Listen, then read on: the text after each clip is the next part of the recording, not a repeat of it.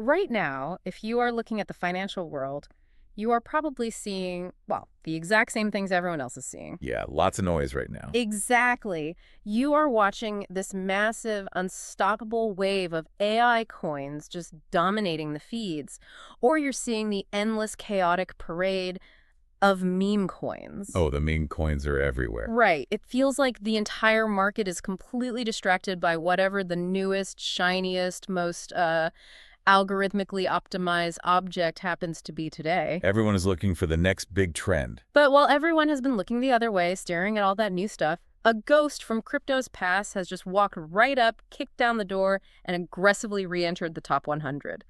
Honestly, it's the kind of market movement that genuinely scrambles your brain for a second. No, for sure. Like, you look at the charts, you look at the ticker symbol, and you just assume it has to be a data glitch. Because we were talking about Terra Luna Classic, LUNC, a project that the broader financial community essentially held a public funeral for, 4 years ago? Yeah, back in 2022, it was completely written off. Right.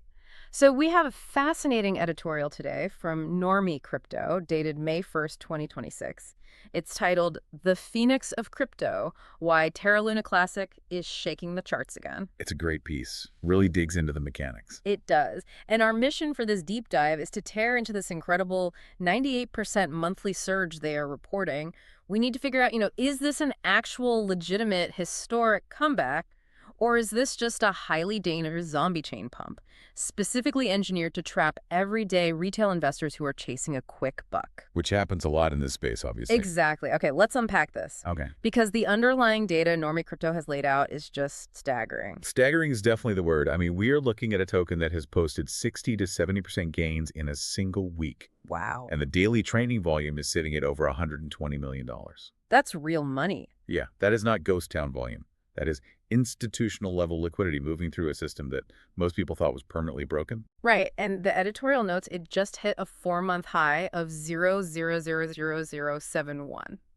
Honestly, reading this feels exactly like watching a horror movie where you definitively watch the villain explode at the end of the first film. Oh, yeah, they're going for good. The credits roll, you walk out of the theater knowing they are gone, then 4 years later, you sit down for the sequel, and the villain just walks on screen in the first scene perfectly fine. Just dusting themselves off. Exactly. But I have to push back on the sheer hype of these numbers for a second. When you are looking at a price tag that has 4 zeros in it, 0.0000007, isn't this just a massive cognitive trap for retail traders? I mean, Like, if you only have $50 to invest, buying a fraction of a Bitcoin feels depressing. But $50 buys you hundreds of thousands of LUNC tokens, you feel like a whale. oh, absolutely. That cognitive bias is a heavily documented phenomenon in behavioral finance. Okay, so it's a real thing. It's very real. In the world of low-cap trading, the psychology of zeros is incredibly potent. Your brain bypasses fundamental valuation and does this instant irrational math where you tell yourself, well, if this just goes to 1 cent, I can pay off my mortgage. Right, the dream of the penny. Exactly. So the structural accessibility of that sub-penny price absolutely lowers the barrier to entry. It provides the initial frictionless surface for retail money to slide in. It is the allure of sheer volume. You just want to own 1 million of something, regardless of whether the underlying asset actually does anything useful. But human psychology and the allure of cheap coins alone, they don't magically generate $120 million in daily trading volume week over week. Fair point. Millions of dead tokens have multiple zeros in their price and never move at all. For a dormant chain to suddenly start moving that kind of capital, a specific catalyst has to ignite the dry powder. Something has to kick it off. Right. Something turned idle curiosity about a cheap coin into aggressive, coordinated buying. And according to the source, that spark wasn't a technical breakthrough. It wasn't some flashy new partnership.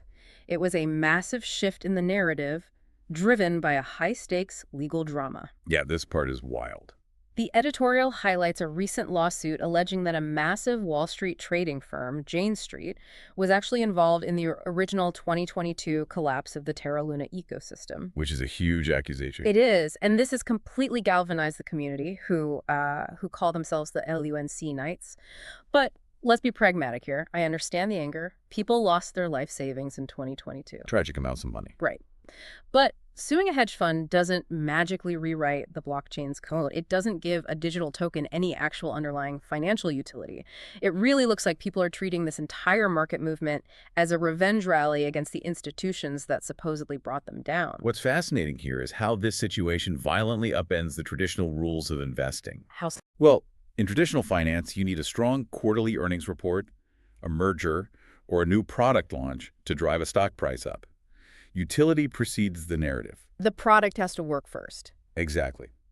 But in the cryptocurrency space, narrative frequently precedes utility. A powerful, shared storyline creates an emotional imperative to buy that is far stronger than any white paper. So the lawsuit provides an enemy. It changes the story from, we invested in a flawed algorithm to we were actively attacked by Wall Street. And that distinction is everything. For the LUNC Knights, this legal filing is vindication. It creates a deeply polarizing us versus them storyline. The classic underdog trope. Right. When a retail trader buys LUNC right now, they aren't necessarily buying a piece of software infrastructure.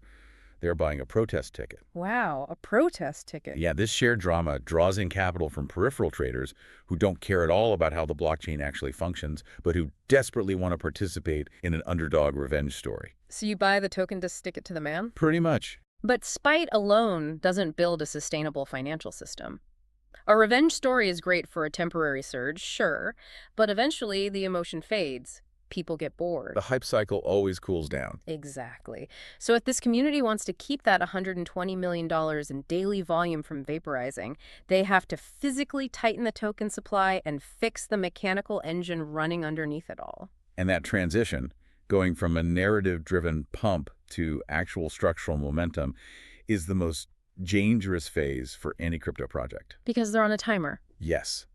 You have the world's attention for a brief window. The real question is whether you can upgrade the plumbing before the audience leaves. Right, and Normie Crypto lays out exactly how the community is trying to upgrade that plumbing, pointing to two major mechanical drivers. The burns and the upgrades. Yeah, the first is token burns facilitated by Binance, and the second is the opening of voting for a major network upgrade called V4.01. Let's talk about those burns. Let's do it because the math here feels highly manipulative to me. Okay, let's hear it. Well, the editorial notes that over 176 million tokens were removed from circulation in a single week. Sounds like a lot. It sounds massive until you realize the total supply of LUNC is sitting somewhere around 6 trillion. Burning 176 million out of 6 trillion is mathematically insignificant. That's a drop in the bucket. It is literally like trying to bail out the Titanic with a shot glass. Furthermore, let's not pretend Binance is doing this out of the goodness of their hearts. No, they're a business. Right. They are the biggest exchange in the world.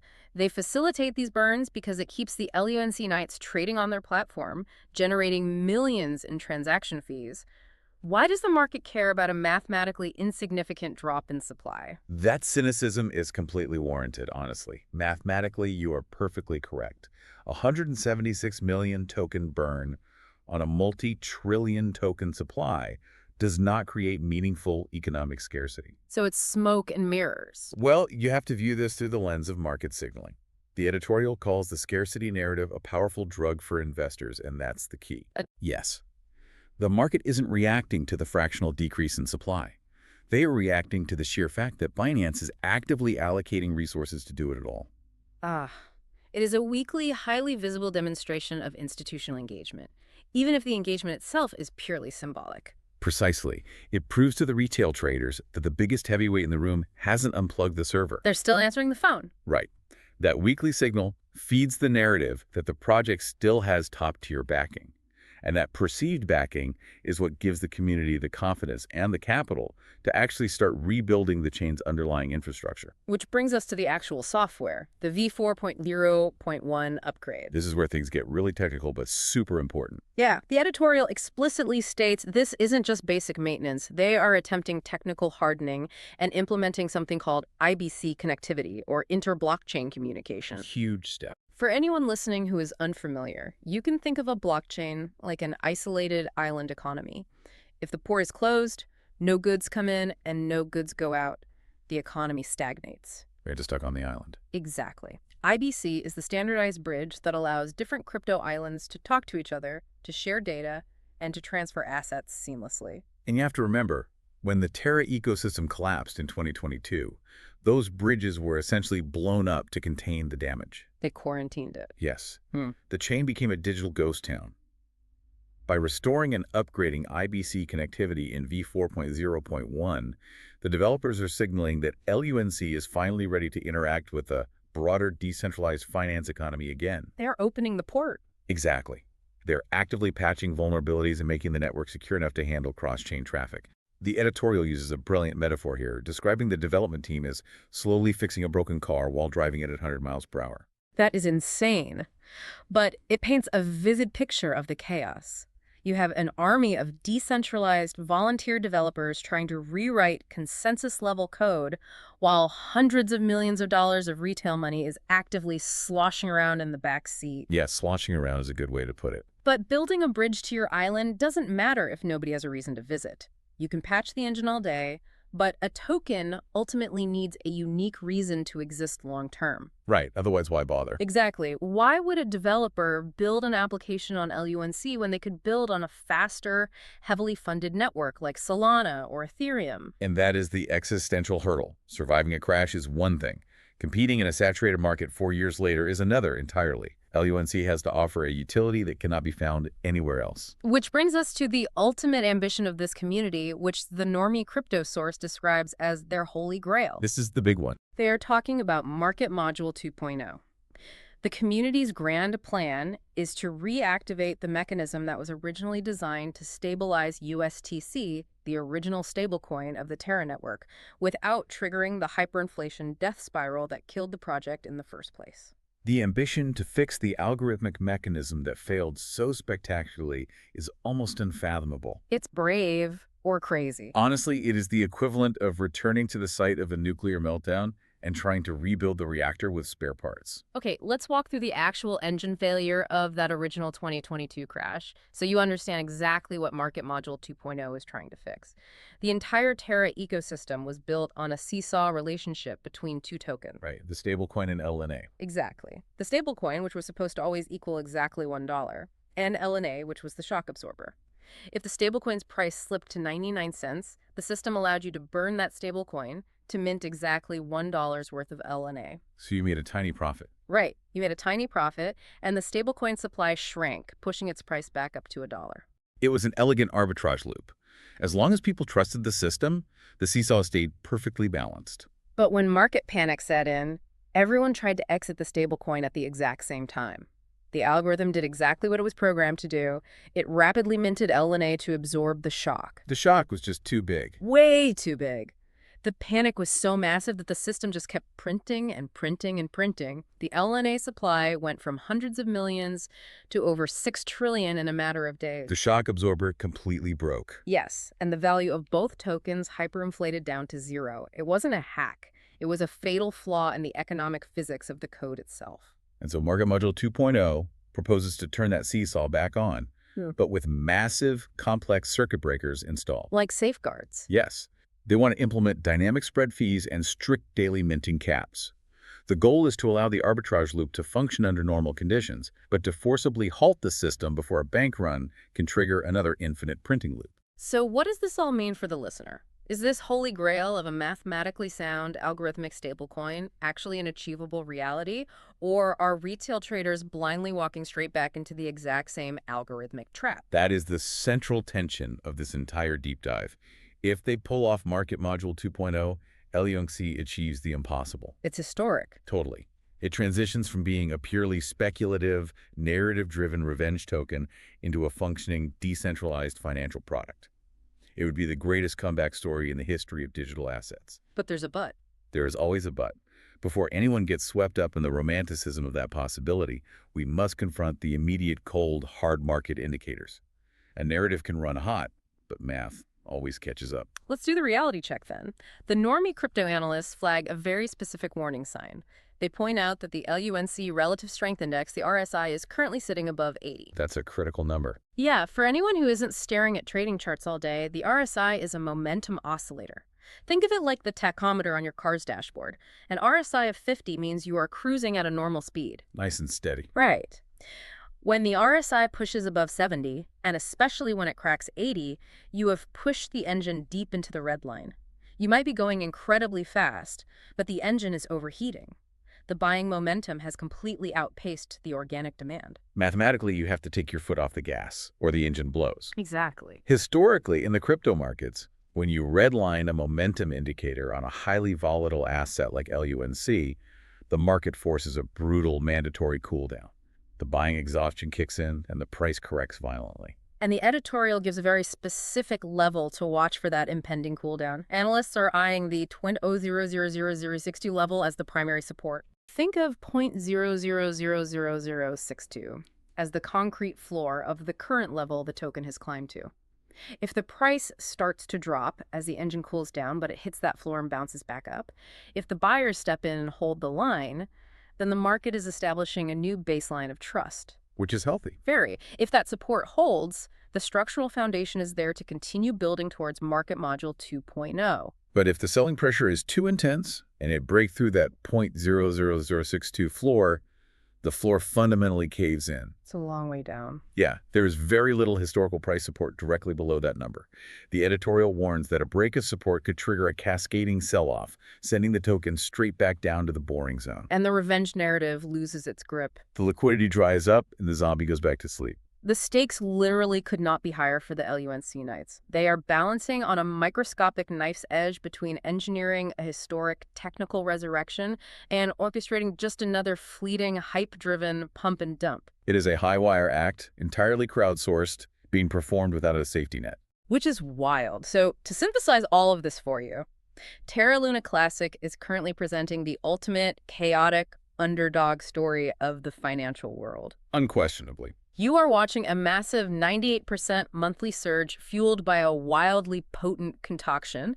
You've got a legal revenge narrative against Wall Street, the psychological signaling of ongoing Binance token burns, and a fiercely stubborn, decentralized community that is actively pushing network upgrades to reconnect their isolated island to the global economy. It serves as a real-time case study in how human emotion, cognitive bias, and raw technical ambition intersect in open markets. It is deeply fascinating. However, I want to explicitly reiterate the normie advice given in our source material. The editorial is uncompromising on this point. Everyone needs to hear this part. This current rally is high-octane speculative fuel. It is absolutely not a safe institutional-grade investment. The volatility here is extreme, the mechanics are untested, and as the disclaimer clearly states, you should never throw your rent money into what could very well be a digital bonfire.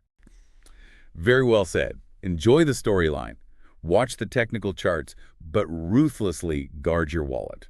Separating the undeniable entertainment value of this comeback narrative from your own personal risk tolerance is the most important skill you can practice here. Always.